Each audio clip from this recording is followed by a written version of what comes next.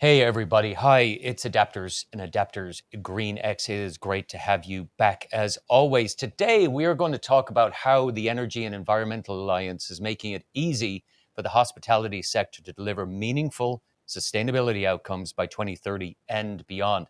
You might say that's a tall order. Well, it is. And so you're going to have to check out now our conversation. And I'm so delighted to have on our podcast today is Ufi Ibrahim. She is the CEO and founder at Energy and Environmental Alliance. And Dr. Marc Lepere, he is the co-founder and chief science officer at ESGgen Limited and lead in ESG and sustainability at King's College London in the executive education department of King's Business School. We are going to talk a lot about the EEA Summit, which was Hospitality ESG 2.0 that happened in London this week. And I got to tell you, we don't have enough time on this podcast to cover all the content. Somehow the founders of the summit figured out how to do it in one day with multiple speakers. So we're basically going to give you this great synopsis. Ufi and Marc, I don't know how you pulled this thing off to get that many important global influential players right through the thought leadership stack in a room for one day. How did you do this? How did you pull all this together?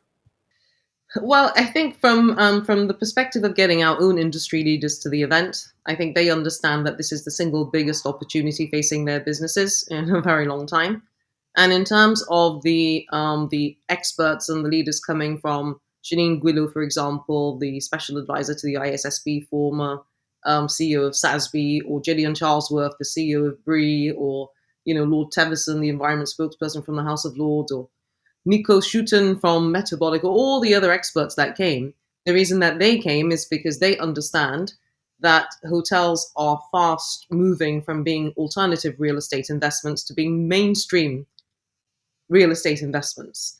And as capital markets are looking for places for their ESG funds to eventually land in this massive transition of funds in capital markets to ESG, they understood the opportunity as well. So it wasn't too difficult to actually pull them together.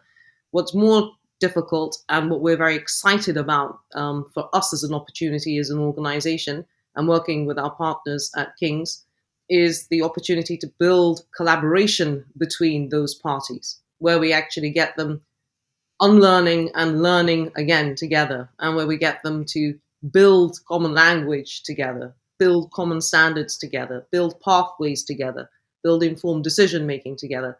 That's where the exciting opportunity is. So the summit for us was very much a platform from which we can now begin to leverage pulling those people together to actually working together. So we definitely need the backstory. So none of this would have happened without the formation of Energy and Environment Alliance, EEA. Uh, you founded this. You pulled all this together. What was the genesis of that, and how long have we had EEA in our lives now? The EA's been around now for 2 years. And actually, we started out by being a group of investors in our industry buying up renewable energy purchasing orders, basically buying up renewable energy credits to transition the industry to 100% renewable power, which is where the energy part in our name comes from. And many of the investors around the table, when I asked them, when I said, "Look, you're doing a fantastic job here. You're switching, your all of your energy on site to renewable power. Why are you not promoting this?" They said, "Well, because it's not enough to only focus on energy. We have to focus on every aspect of our environmental, social, and governance performance." And I asked them why they weren't doing anything about that then, or why they were doing less in those areas. And they said, "Because we don't know how. It's so complex. Much of this hasn't been done before. There is many options out there. There's many solutions. There's many technologies. But how do we form the decisions upon which ones to utilize, where we allocate our resources, how we allocate our resources, how we address the skills gap that we have in our businesses?" There's so many questions and very few answers. And so we decided to create a collaboration of industry leaders where we can begin to build knowledge, learn together, and to help to create those pathways and to provide the information and the data with which our members, our investors, our hotel owners and developers can actually make informed decisions on ESG and perform in the same way that they do financially on ESG matters as well. And towards that education information, we're delighted to have our partnership with the King's Business School, King's College London, working very closely with outstanding academics like Marc to help our industry to inform and, as I said, to unlearn and to learn to be able to leverage this amazing ESG opportunity which faces our sector. And then aggregated learning, and we got to get this plug in here early because we'll talk about it a little bit more.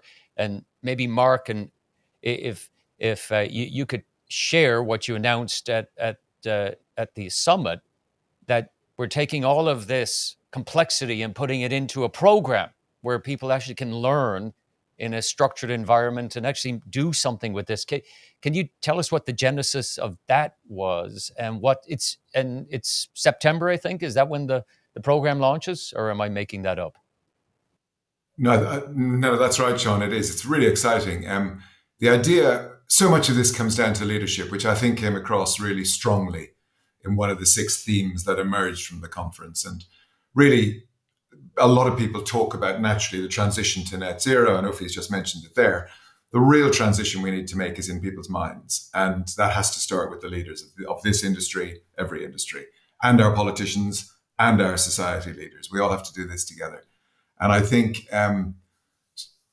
with that in mind, with that focus on leadership, we are working with Ufi and her team to equip the leaders to make this mindset shift. So that starts, if I frame it in this easy kind of way, if you think of a spectrum between, you know what, I reject all this. I don't like the climate science. I don't agree with it. I don't really, I just don't want to know about this. All the way through to, well, I might go along with it. I'm a bit reluctant, but we'll see. Or all the way through to, no, I'm really excited and I want to reinvent everything and it's exciting. And somewhere people have to take their own individual place on that spectrum. And because of all the new regulations and the standards and the legal side of this that most people aren't aware of, but is coming in this year, next year, June, there's a lot of stuff coming in from the accounting world. And from now on, there's going to be more and more and more regulation.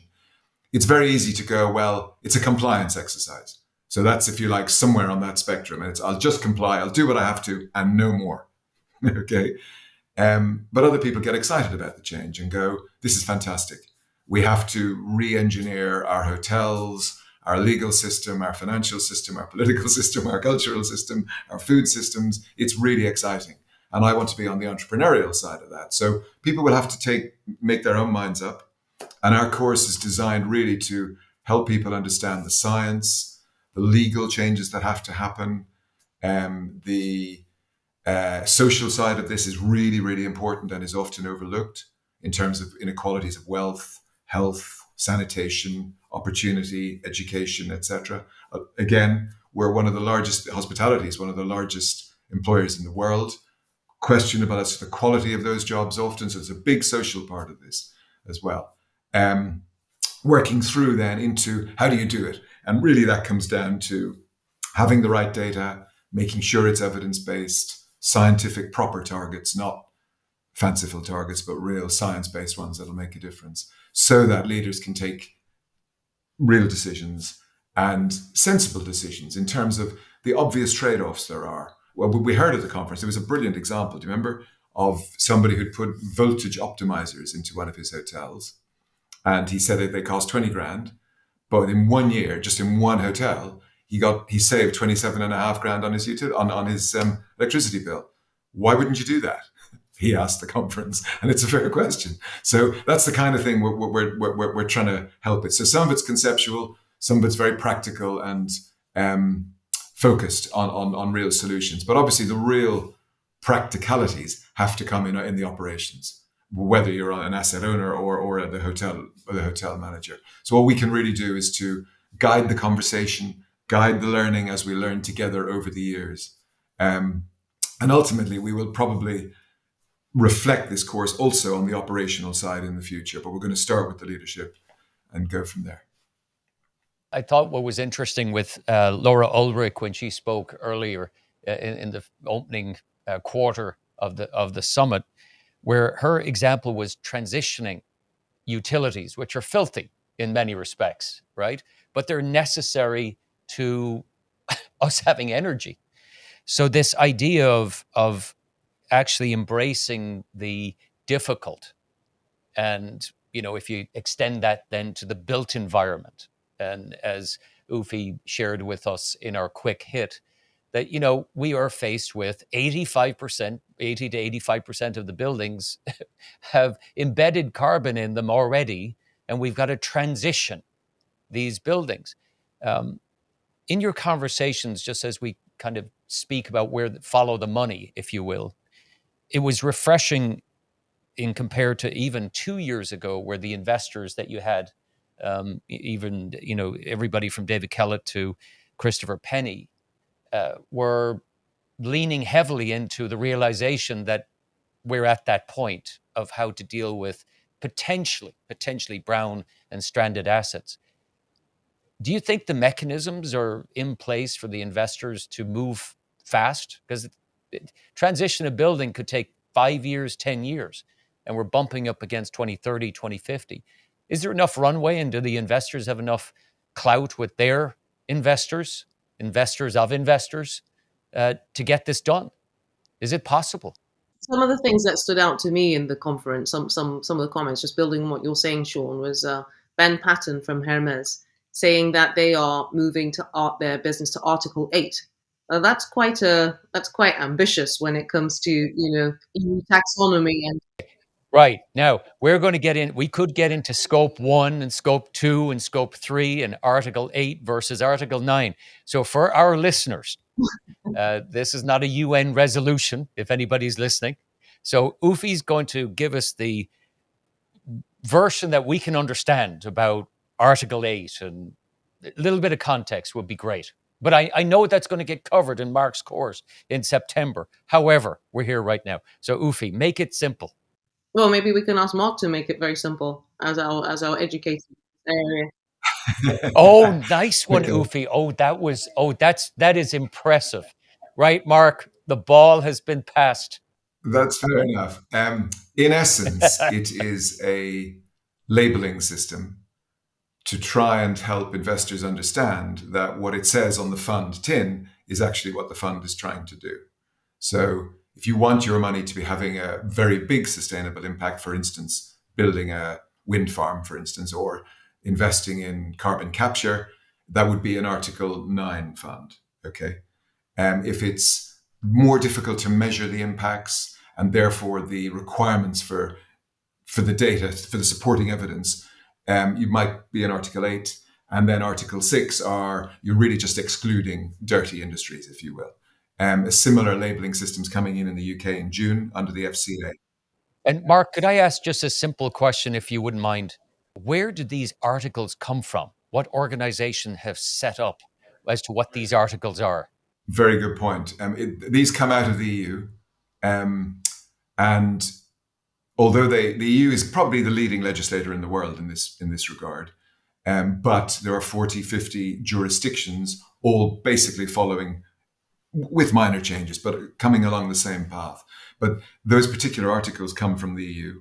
They relate to any business doing business in the European Economic Area. So it doesn't matter where your headquarters is. If you're headquartered in Washington or Singapore, it makes no difference. If you do business in the EEA, you have to start complying with these things. Britain, although we've left, are bringing in similar labeling, as I was saying. The FCA are bringing them in June. And ours, they're not quite called the same things. They're effectively a little sustainable, middle sustainable, and a lot sustainable. I mean, in essence, it's really a product labeling system. So coming back from that, yeah. So coming back from that, then to how is this translating to the investment council conversations, for example, in our member organisations? Accor Invest, I think, at the summit put it very, very well. They talked about a 3-stage process. Stage 1, what can we achieve with zero capex? Stage 2, what can we achieve with low capex? And stage 3, what can we achieve with high capex? And so when they take those plans to the investment committee of Accor Invest, they are able to tell Accor and their investment committee that actually we're going to start out with zero capex, and as Alethea told us, they could probably save about a quarter of 25% of their current energy or carbon consumption of their portfolio with zero capex. And then the investment committee starts getting very excited and saying, okay, that's great. And so how much further can you save with low capex? And then the answer being, well, we're looking at the research, looking at the information, we could save a further 20-25%.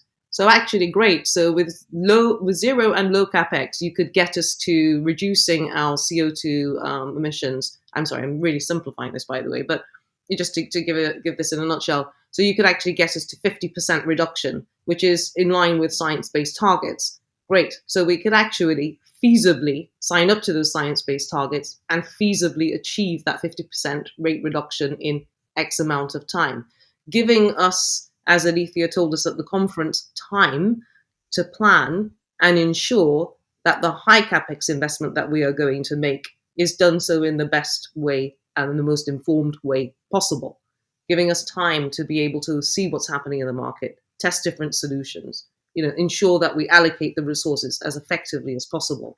And I thought that was very enlightening in terms of the types of conversations that are happening at investment committee level at the moment in many of our member organizations.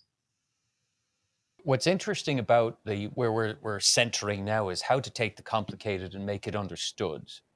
And the other term that I liked that came out, it was mind printing, right? We're moving from imprinting to printing. Let's get it out there. And so when we think about the practical element, and we have listeners and followers that up and down the entire ecosystem, the practicality of taking the complicated, making it understood, and actually doing something about it, this and anchoring here for a couple of minutes, this low, medium, and high approach. Is that a top-down conversation from the board, or how can we go about inspiring a bottom-up approach from hypothetically a restaurant manager to the head of the restaurant chain, or let's take a supplier, the other stakeholders that supply the assets and supply hospitality products across all the products, everything from co-living to service departments to extended stay hotels, resorts. They have a huge impact on their actions as to what they bring into the building from a supplier perspective or a stakeholder perspective. How do we talk to the stakeholders around the bargain, if you will, the mind print, the mindset? I think the traditional way of looking at this would be to say that it must start with the leadership, and it must work down. I mean, that would be the normal paradigm that we're all used to. I actually think what's interesting is, and we have yet to discover this, so we don't have the evidence, but my suspicion is that in certainly hospitality and in many other industries, actually a lot of the impetus is coming from the staff. And people are going, why is the heating so hot? Why don't we serve our food this way? Why aren't we buying from the local farm? Why aren't we doing X, Y, and Z? And I think actually those messages are not being heard at the top often. And that actually the barriers to change are the people at the top who, let's face it, manage the infrastructure of business, contracts, capital expenditure, decision-making, etc. So I think I'm generalizing horribly here, and there are progressive people in leadership, of course there are, and there are anti-ESG and sustainability people on the staff, of course. So everyone's a mix. But generally, I am generalizing because I think it's true in our experience that I think there is a groundswell. I think society, that therefore employees, does expect business and needs business to do more, working alongside government and society as individuals. So I actually think it's coming from the bottom, and maybe the resistance is at the top, which, as I say, is not the normal way we're used to thinking of things. And just to build on what Marc said, a lot of training is actually focused on lower sort of ranks, if you like, within the organization, which is why we're very excited about the fact that we believe you need to educate at the very top of the organization as well. And sometimes the chairman or the CEO and the board, board members or those who sit on the investment council or the CFO or your general counsel are the last to be in line for education and training, so to speak.